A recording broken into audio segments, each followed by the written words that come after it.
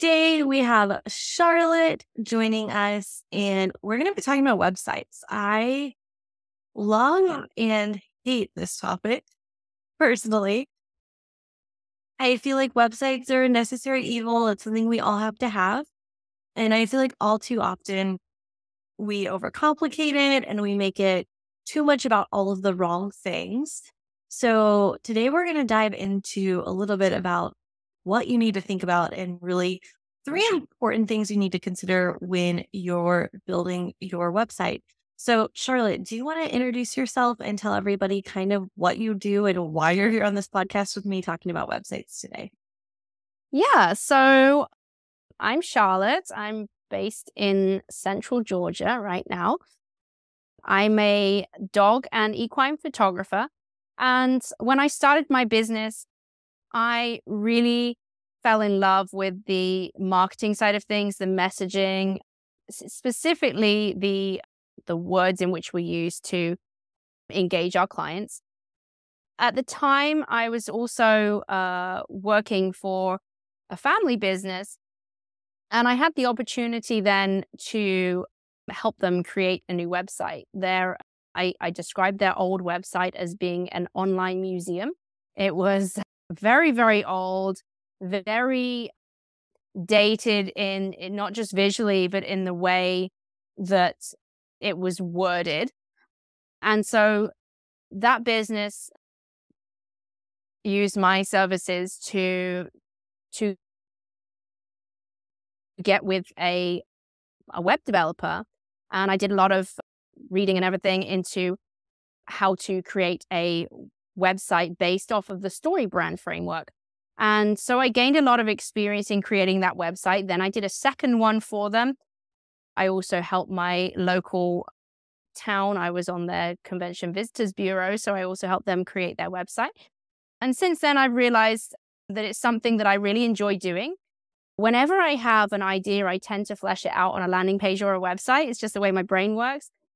And so it's something that I realize that I can help other photographers with. Other photographers and other business owners in general struggle with what should and shouldn't be on a website, the order it should be, and how they can use their website as an effective tool to convert visitors into paying clients, which is the ultimate goal. So that's what I have started doing. I love that.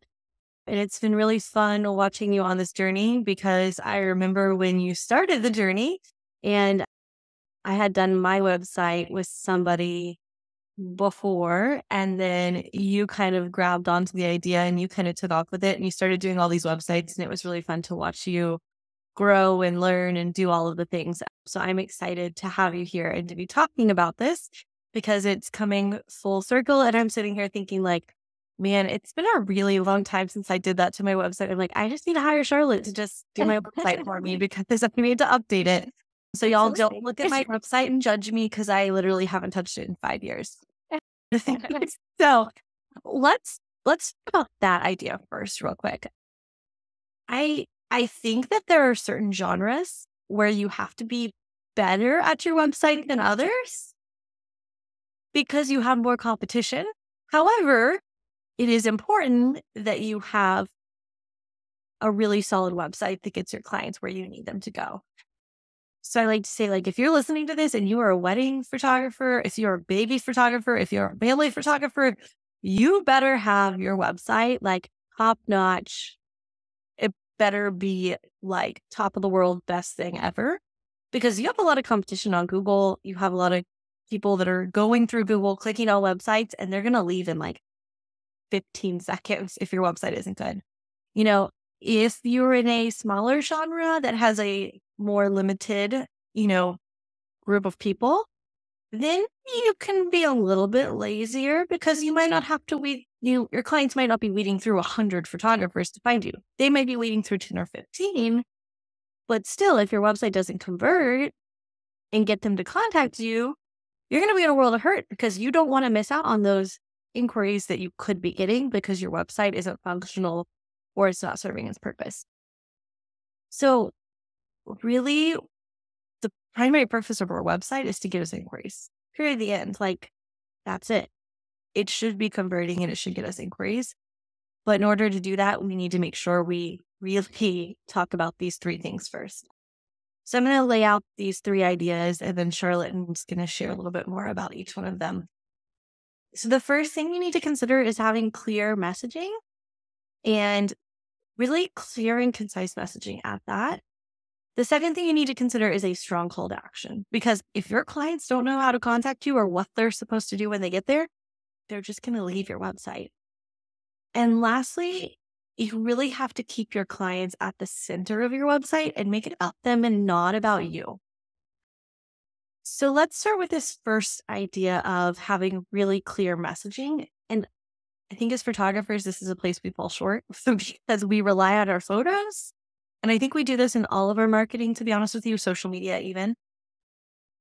The first thing we forget about is our words. We're like, well, we put a picture out there. That really pretty picture on the top of our website should be enough to make people go, oh, let's book with her. Or let's just throw a carousel up there and people are going to see all the beautiful photos I take and they're going to be like, yes, let's hire her.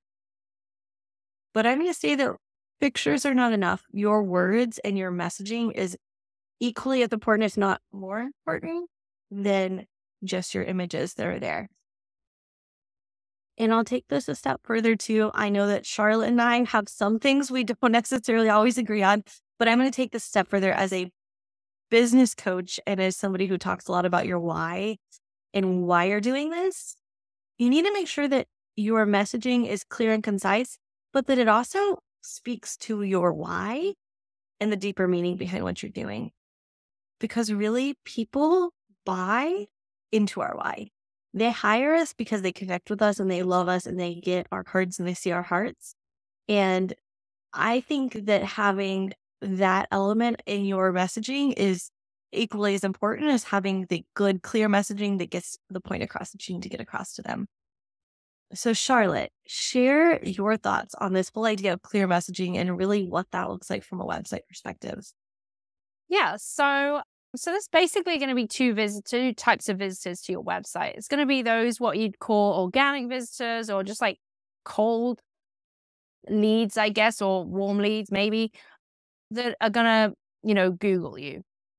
So those are going to be people that are like, I'm looking for a pet photographer, dog photographer, horse photographer, whatever, and they're going to land on your webpage. And then the second type of visitors are going to be those that maybe, you've had some interaction with. So they would be a warmer lead, and that you have shared your information. Hey, check out my website. Or it might be someone that follows you on Facebook. Hey, go to this, go to my website to get more information. Either way, that client needs to know why they're there, for one, and that you're going to solve the problem or provide them with the service that they are looking for. And in order to do that, in order to convey that, you need to be able to convey that to them in a concise way. The days where you could have blocks and blocks and blocks of text on a website are far behind us. What I was referring to earlier about the online museum, back in the day, people would sit and, fascinated by the thought that they were reading a website, about somewhere across the other side of the world. They would sit and they would read large chunks of text. The culture these days has not only shortened our attention span, but it's to the point where we are constantly moving, and that movement in websites translates to scrolling. So we are in a scrolling culture. We're not going to be getting out of it anytime soon. And so it's really important that what you have to say to people, you're saying it quickly, concisely, without too much fluff. And interestingly, that goes into, many parts of your business. We like cutting the fluff here, but yes, I agree that, the emotional words, your why, does need to be interwoven into your business, but into your website, sorry. But what I've seen is that so many people take their why and they make it about themselves. And the point in interweaving your why and those emotive words that go with your why is not to talk about yourself. The point is to show people why you do what you do and why what you do is going to solve their problem and going to be something that you want your customers to buy, sign up for, whatever. So with clear messaging, it needs to be very easily digestible. No, really, I would say stay away from paragraphs of any description, particularly on your homepage. And, the simple rule of thumb with messaging is, as we are in this scrolling culture, the further down a page someone scrolls, the more invested they are and the more likely they are to read a little bit more. But by a little bit more, I still don't mean paragraphs and pages and pages. That's what blogs are for. I mean, sentences, maybe. Yeah. So that's really the direction you want to go with your messaging, is keep it clear and concise. And, go through your, not just your web page. I mean, we're talking about web pages specifically here, websites here, but this can be in a lot of things. It could be in a, informational PDF that you're sending out. It could be a lead magnet. It could be an email to your client. There's lots of things in which your messaging comes into play. But specifically talking about websites today, go through and do a self-audit of that and decide, is that sentence really necessary? Is that word really necessary? Does that convey? Am I squeezing the most value out of having that text there on the screen? Is it doing what I want it to do? Is it achieving that result for my client? Yeah. And I think, as you were talking, I was trying to put together some words in my head. I think like an example of that, just so people kind of understand what Charlotte's saying there, is the difference in saying like, your horse has been there through everything. They've been by your side. They've never left you. Blah, blah, blah, blah, blah, blah. One day they're not going to be here. So you should really get pictures of your horse so they can be with you forever. And you have a piece of art in your home to show the essence of them for the rest of your life. All of that could be condensed to your horse forever. Yeah. So many words. Same impact. People get the point, but you don't need all the words to say it. So, really just what I like to do with my coaching clients, and I'm sure they get really annoyed at me, is I take their website and scroll through it super fast at a glance. And I'm like, okay, nothing popped out at me. It was just a sea of words. Nothing made sense. There's too many words. And a great example of this is, I'll pick on Kristen. When Kristen, one of my coaching clients, we started working together, she sent me this, not a website. She sent me this document that she had made up. And I remember I just took that document. I was like, too many words. Cut out these words. You don't need these words. And I think she did talk to me for like 2 or 3 weeks, because I think I really hurt her feelings that she had put so much energy into all of those words. And she'd spent so much effort crafting this story and all of this stuff that she put into it, that when I was like, you don't need it, it was really a hard pill to swallow. So for those of you that are listening to this and you're like, I put so much energy into all of the words on my website and there's all these beautiful paragraphs about everything, I know it's going to hurt, but just get rid of them. Like literally get rid of them. Nothing longer than like 10 words. I don't know if there's a magical number. If you have more than 10 words in a row, probably too many.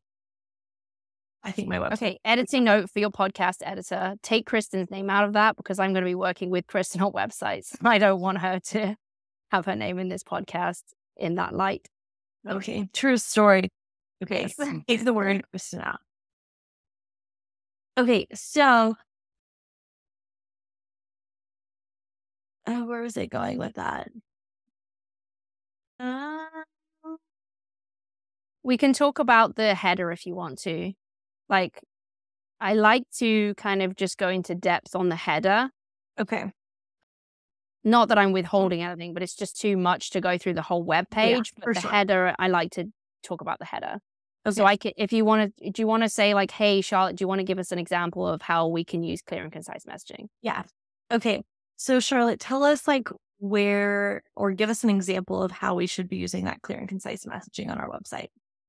Yeah. So a great place to start on your website, and I strongly believe if you do absolutely nothing else to your website, we're approaching busy season, we have limited time, but, if you do nothing else to your website, I would say get your header straight. Get your header clear, concise, and one of the great things that Donald Miller says in this is so that a caveman could read it. And what I say is I go one step further than that. And I have actually done this before to people. I have pulled up a website on a browser, handed someone a laptop, turned the screen around and said, and I've timed them, I gave them, 30 seconds or whatever, which is pretty generous. Unfortunately, in this day and age with our scrolling culture, 30 seconds is quite a lot of time for someone to spend on a website. And so I turn the screen back around and I ask them these questions. Okay, who is this person, or who is this business, whether it's a photographer or whatever? Who is this business? Where are they? What do they do? And what problem do they solve? / how can they make their clients' lives better? And how can you start the process with them? And if your header doesn't answer those questions, you are going to get, you're going to have so much less success with your website purely by what's in your header. And I see the most common thing I see with photographers is having this, slideshow of images. Bam, bam, bam, bam, bam, bam, bam. And, one thing I'd say about that is, one, it's distracting having a slideshow of images. It tells me that that photographer doesn't quite know who they're aiming their website, gearing their website towards. But what it also tells me is that they don't really know what to say in their header. And so if you can't summarize that in your header, you're already off to, you're already making things hard for yourself. So what I would say is how the website, and this may be difficult to visualize given that this is just a podcast, but what I would say is your header should consist of what StoryBrand would call an aspirational identity. So that is, what is the end result that you are going to achieve for your client? Now, this really is probably one of the only places that I would encourage you on your website to use abstract, ooey gooey, as Karinda says, language. This is meant to inspire, but also at the same time to paint the picture of what the end result is. So for an example, just off the top of my head, this is not the best quality copy that you're going to have on your website, but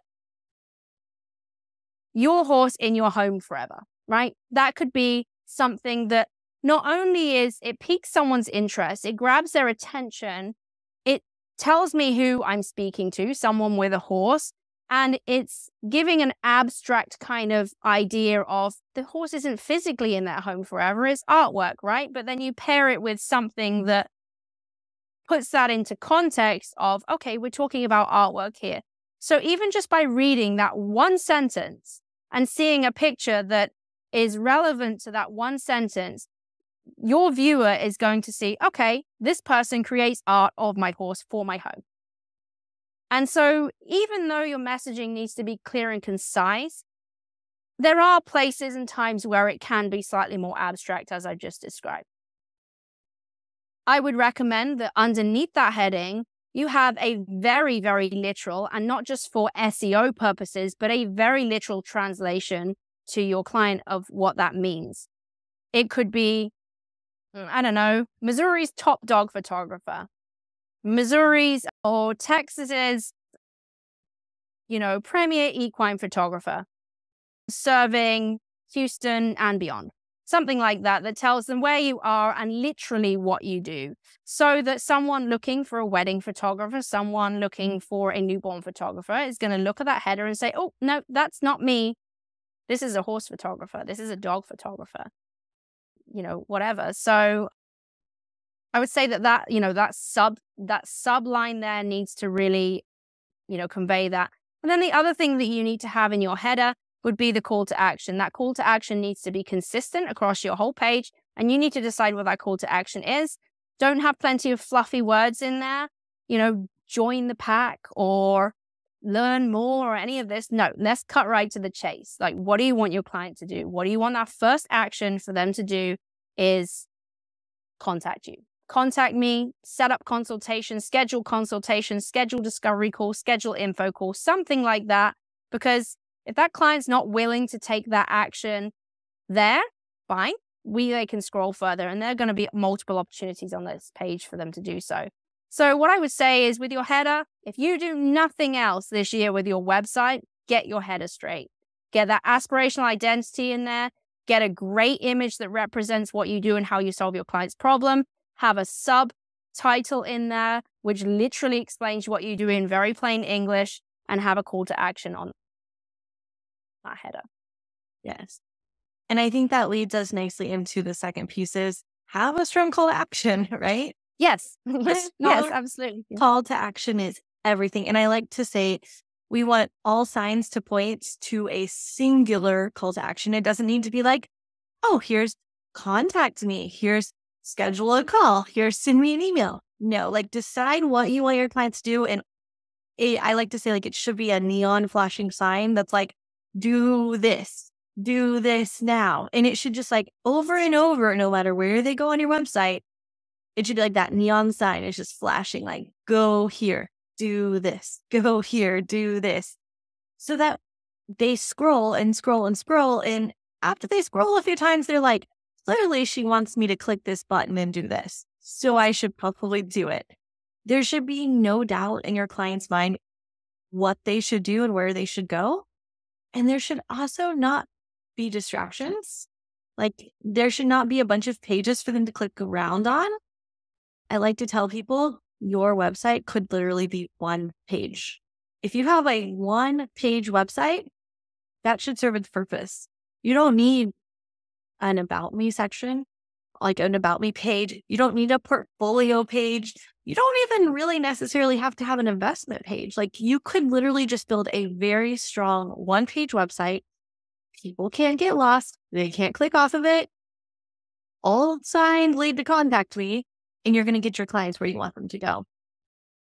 So definitely minimizing distractions and making sure that that call to action is incredibly strong. So Charlotte, what are your thoughts on call to actions? What do you think the importance of this call to action is? I mean, it really is everything in essence. Your clear messaging keeps people interested in scrolling and gets them to buy in, but the call to action is what really converts them. So tell me more about your thoughts. Yes, exactly. So in the last section, I kind of alluded to make that very clear messaging in your call to action of make it very clear of, kind of like Karinda was saying about the neon sign, like, when you drive past a donut shop, the sign says, we're open or we're closed, or you drive past Krispy Kreme, hot and fresh. Like they don't have hot and fresh, but they've been out an hour and you can call by and see if there's some available and da-da-da. And if you want, you can go on our website and you can pre-order too. And no, it's just one thing that you want them to do. And so firstly, it's important that your messaging is clear in your call to action. That button needs to tell someone what that action is. It's an instruction, basically. And then I would say with that call to action is if you think you've got enough of them, double it. Because I am yet to go on a website and do a website audit for someone that has enough call to action. The next thing I would say about call to action is, yes, we want the call to action to be the same. We want it to be worded the same as well.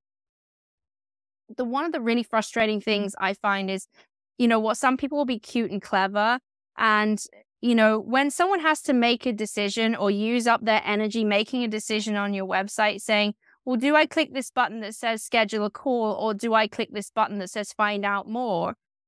The person doing the website may have taken on board my advice, which is all signs lead, or all roads lead to the call to action. But then they've decided to be cute and clever with the wording. And so really, it doesn't matter which button that client clicks, they're going to get to the same place, but you're still using up their energy in making the decision. Do I click the button that says schedule a call, or do I click the button that says find out more? And so you've wasted your client's decision-making energy in something that would have led to the same place anyway. So really get clear on what your call to action is. The other thing I find with call to actions is people tend to people tend to get worried that they are going to hard sell in their call to action. And what I would say to you is, it's a button. Unless you have, some crazy outlandish thing written on that button, you're not going to offend anyone by asking them to click a button to start the journey with you, whatever that first step is. So, get out of your head, get over it. It's a button. So don't put too much thought into, worried about hard selling someone on that button. And then the last thing I would say about call to action is, if by the time someone gets to the bottom of your page and they have not yet clicked that call to action button, you can introduce what's called a transitional call to action. Typically, this transitional call to action would be for someone that really wants to read more. There are a few people still left in the world that do like to read more and do a lot of reading before they take that kind of action. I would encourage you for that call to action button, that transitional call to action button, to be something in which you are able to get their contact information so that you can reach out to them. So that would be typically a lead magnet, a freebie, a download. It could be with a photographer. It could be a locked gallery that requires their email address to look at the images. It could be that. It could be a newsletter. Nobody signs up for newsletters anymore, but it could be that. It could be, a giveaway or something like that. But I would definitely say that needs to be at the very, very bottom. And that is a last resort. That is, if this person has got to the bottom of this website and they've resisted taking that first step with you, then this is your last ditch effort to get them into your ecosystem.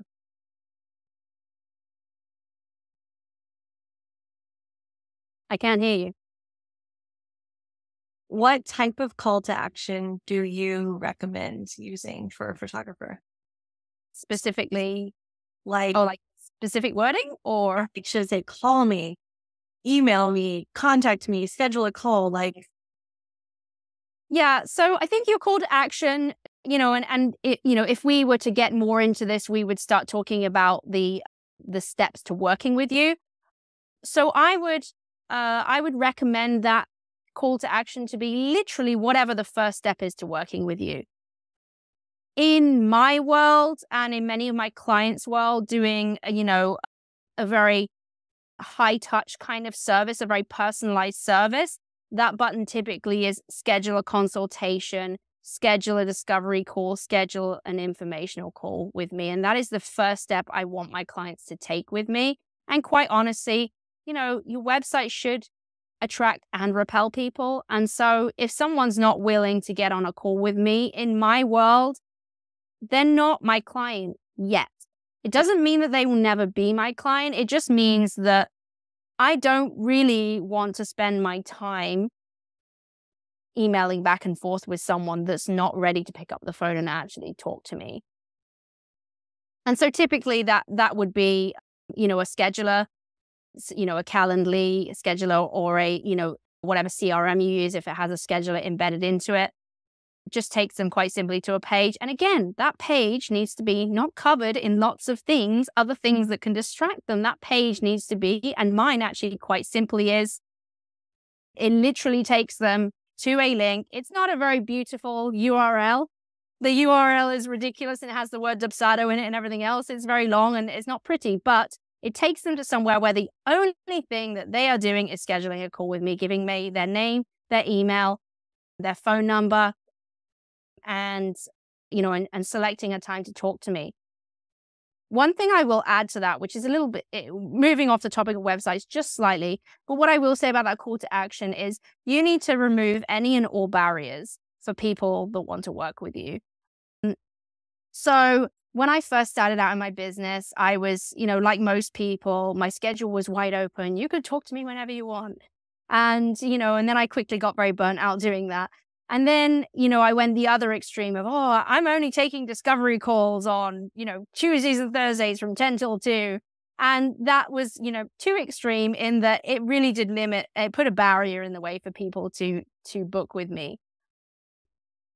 And so, I would definitely open that schedule up as much as possible for people.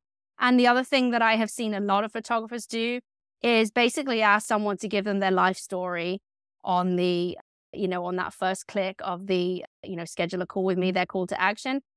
And I would say, don't make it difficult for your client to, book that call with you. Ask them their name, their email. Don't ask them what color socks they're wearing or anything else like that. Ask them their name, email, phone number, and maybe some kind of pre-qualifying question that helps you determine what kind of a client that they might be. But other than that, don't ask them to write a novel.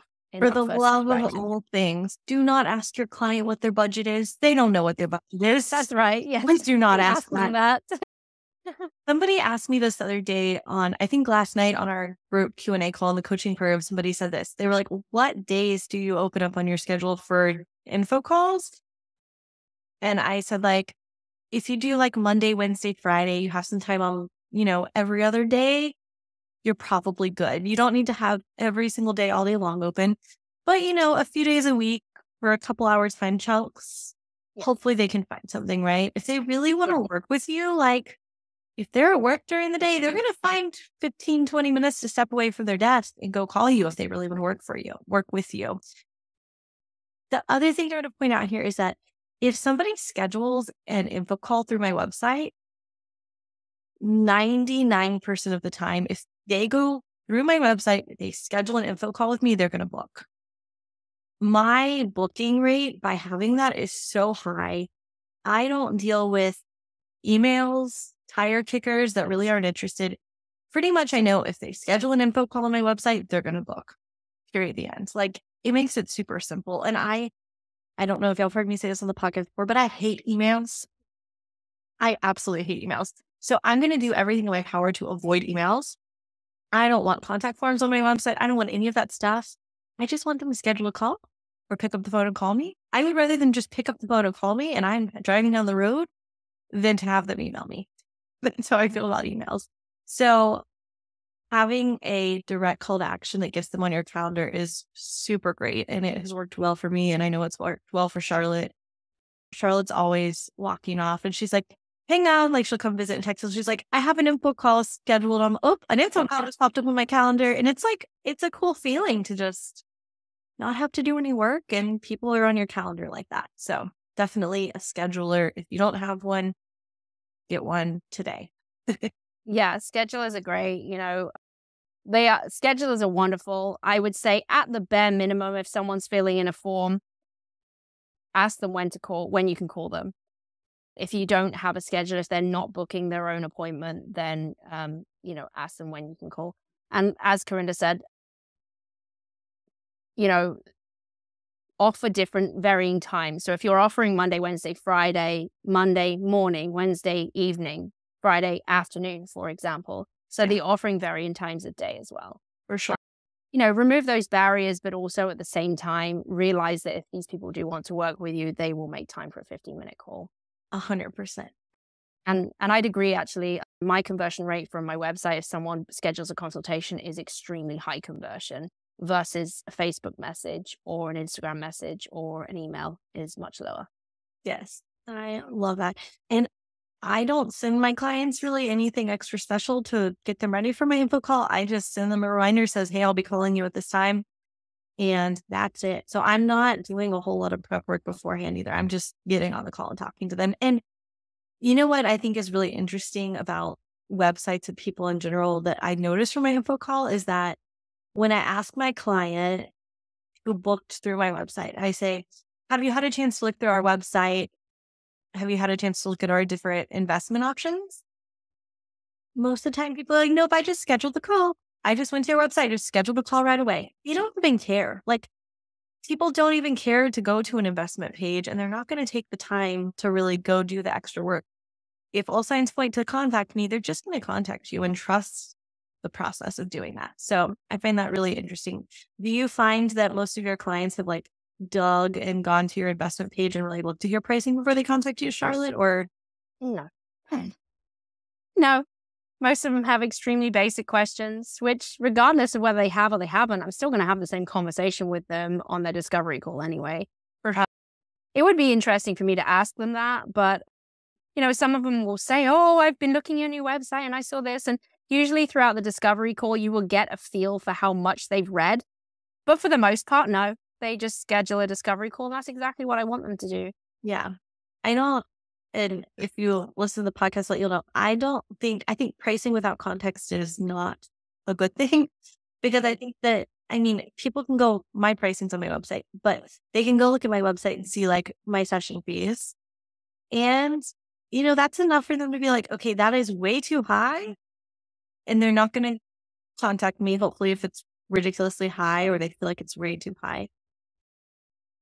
But really, like, I don't really need them to know beforehand. I just need them to get on a call so I can talk to them and explain it to them over the phone. Yeah, definitely build that value. And, like you said, put into context those prices. They mean nothing outside of that conversation with them. Yes. Which is why you can just have a one-page website.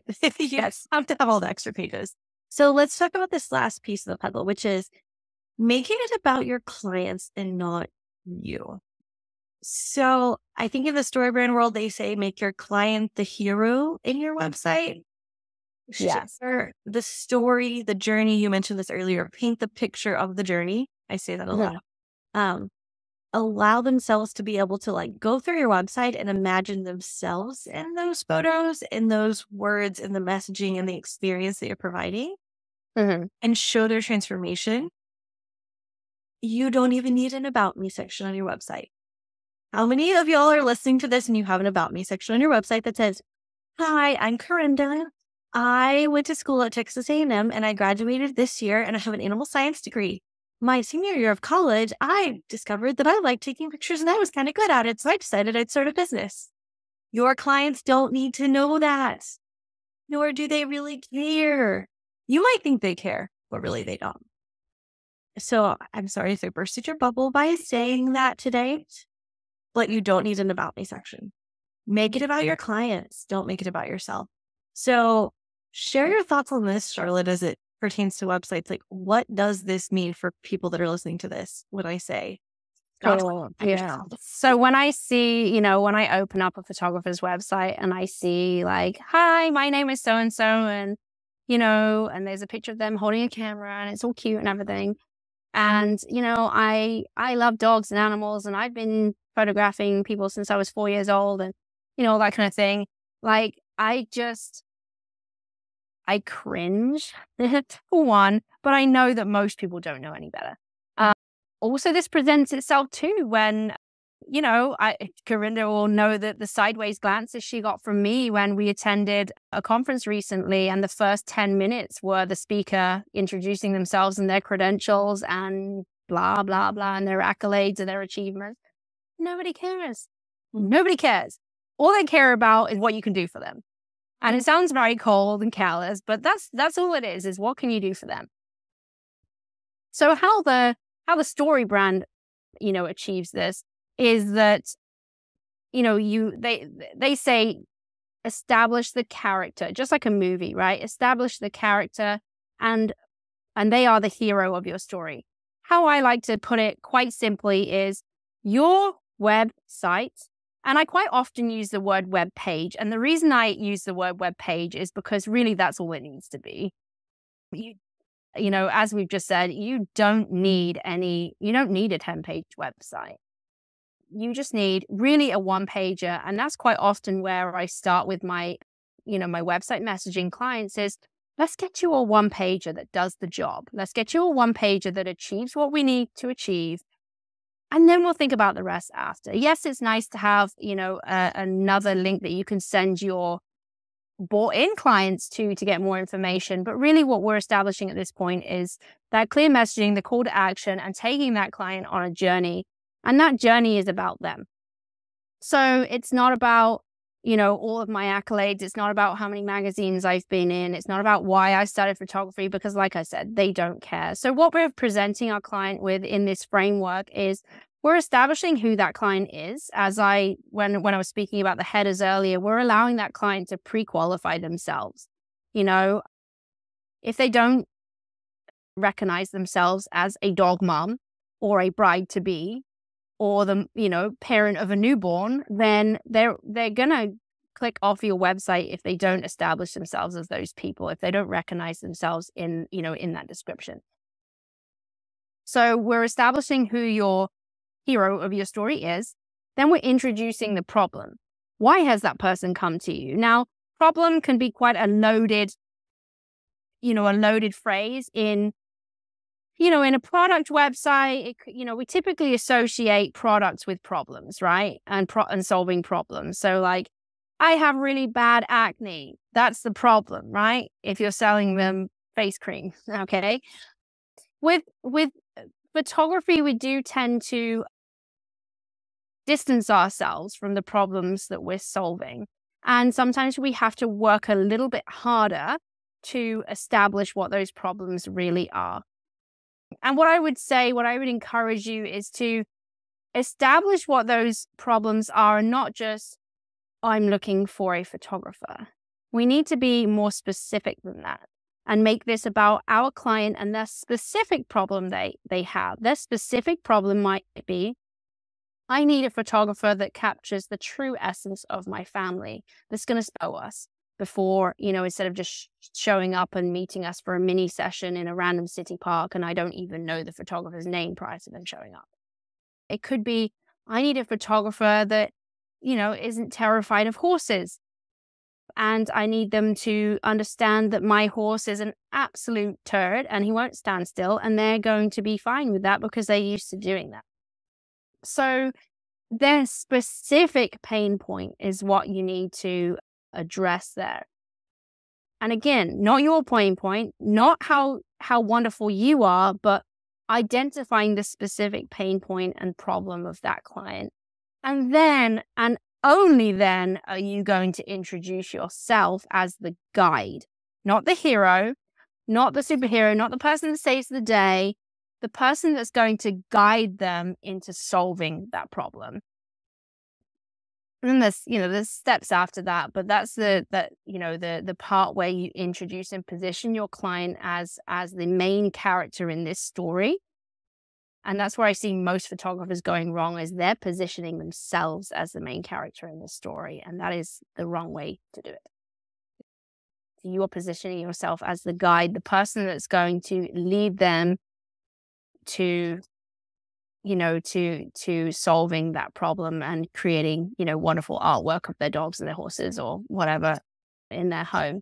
And if you think of all great movies, they all have this guide, right? They all have the, like, Lord of the Rings, Frodo meets a guide that's going to tell him how to get to, oh my goodness, it's been years since I watched that movie, but, everyone has this guide that's going to, the main character in the story is going to find this guide that's going to help them solve their problem.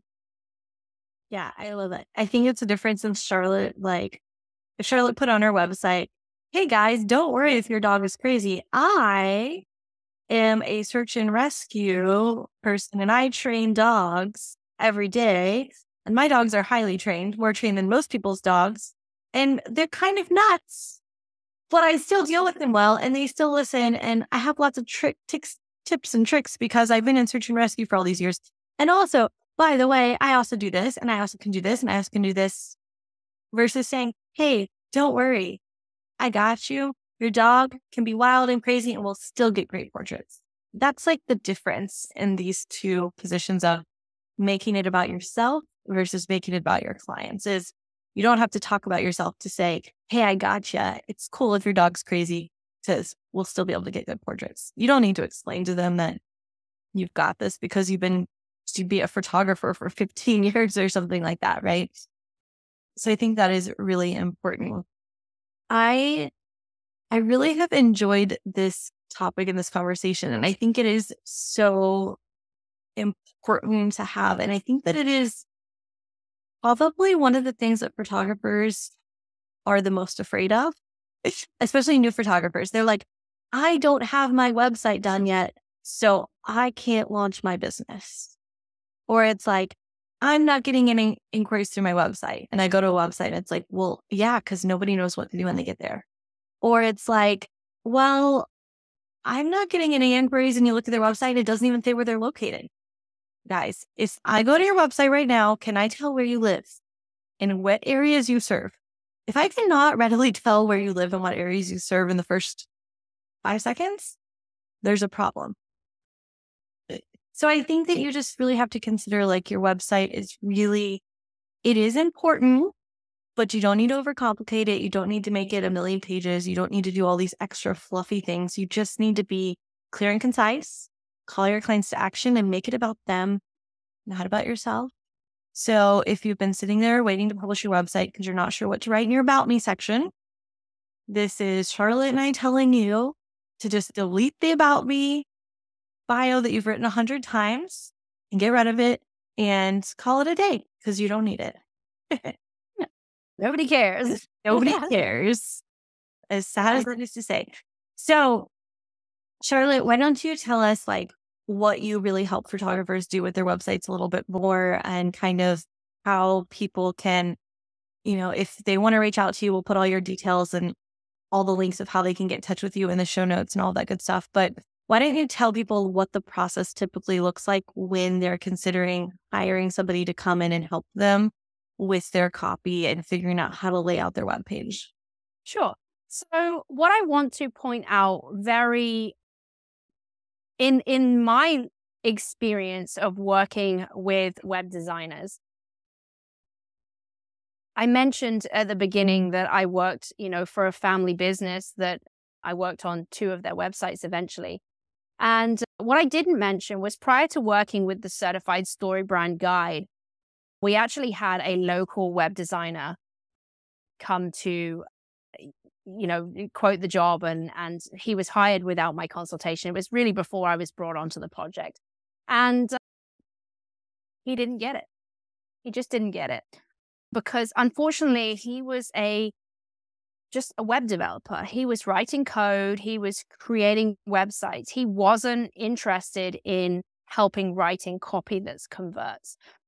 He wasn't interested in how successful that website was in terms of creating visitors and turning visitors into paying clients. That wasn't his job. His job was to get the vision of, the colors, the layout, the whatever, the functionality of the website, and turn it using technology into a place on the internet. And that's all he was there to do. The difference for me working with that guy and then firing him and hiring somebody that was more well-versed in the storytelling aspect of it was night and day. And so that's what I realized that was missing from, particularly, from the industry that I am in photography, is that help to, all of these photographers, they can create these amazing images, but unfortunately they don't sell themselves. And you need to have some words that go with that, and so I have sort of been able to find this place where I can bridge the gap between the website developer guy who knows how to create this, space, this virtual space online, and the photographer who knows what they want to say, knows the end result, but doesn't quite know how to say it or how to convey that to their clients. And so what I do with my clients is I take them through the process of creating a one-page website. And the reason I say a one-page website is, let me just illustrate this. I want to preface this with something. And I want you to imagine that you're watching TV and you're watching a movie, and 15 minutes into the movie, they say, okay, right, well, that's enough on this channel. If you want to watch the rest of this movie, we need you to go to this channel, and it starts in 5 minutes. And, you're like, oh, well, crap. Like, okay, where's the remote? And, I'm kind of thirsty. Since we're taking a break, I'm going to go to go and get a drink. And before and then you realize, well, you haven't signed up for that channel that the rest of the movie's on. So, I can't watch it anyway. And before you know it, you're lost. And that's kind of what happens when you have all of these different places, different pages, different places for a client to explore on your website, and a weak call to action, is that they just get lost. They get distracted. And so how I start the process with my clients is to create this solid, killer, effective one-page website that is built as a lead generation machine and is built to convert their visitors into, to take that call to action to eventually become paying clients. There's definitely options that we can look at to create more than that. And there are, when I say it's a one-page website, in reality, there will be more pages to it. But initially, that's our focus, is creating that killer one-page website that takes the client on the journey, tells them everything they need to know and nothing more in order to take that first step with you in the process. So, I've worked with, several different people in different industries, but photography is obviously my area of expertise, being a photographer myself.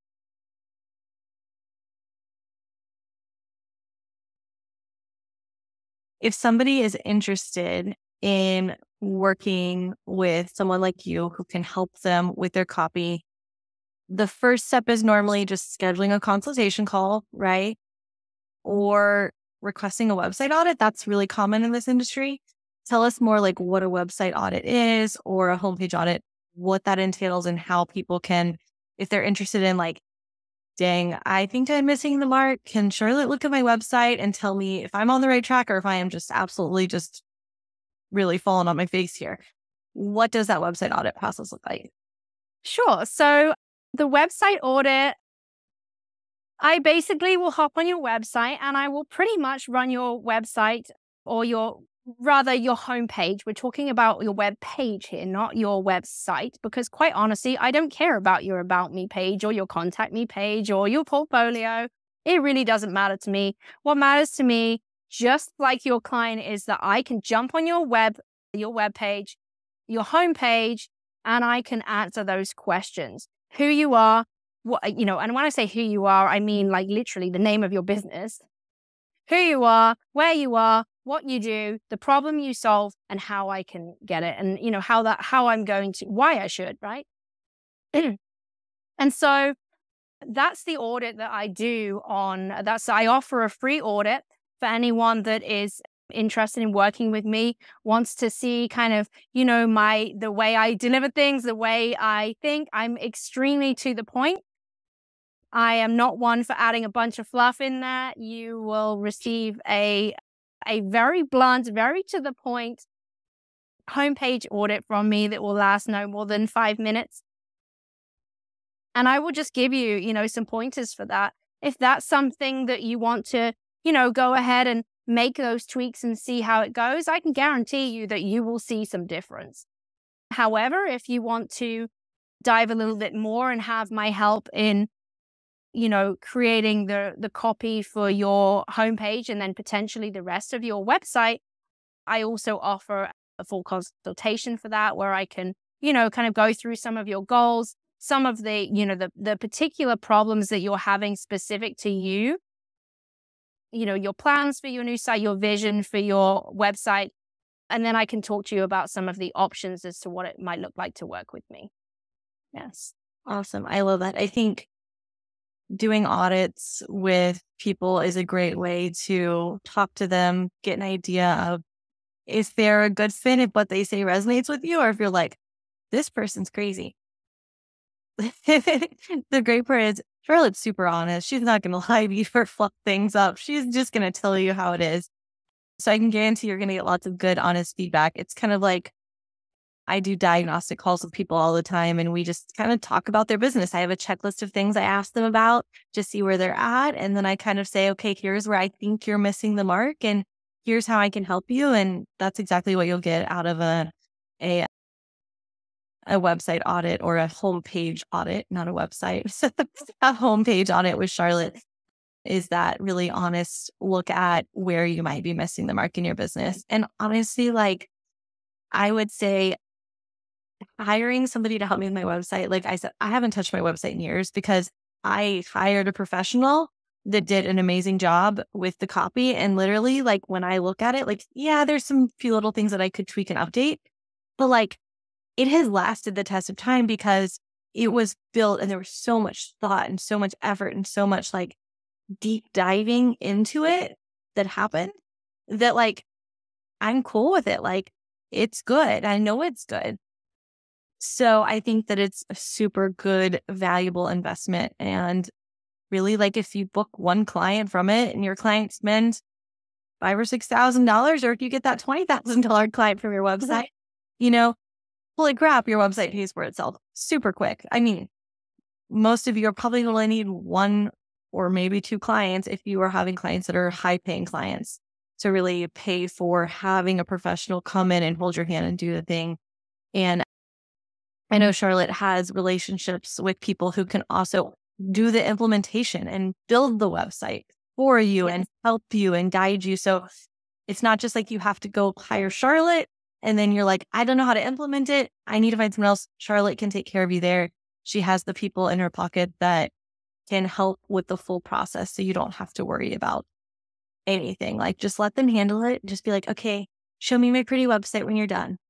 Yes, we can definitely do that. Like, that's something too is, and that's the way I worked with, the initial websites that I built was, getting someone to really get to the bottom of what I wanted to say and how I wanted to convey that message, and then going ahead and implementing it for me.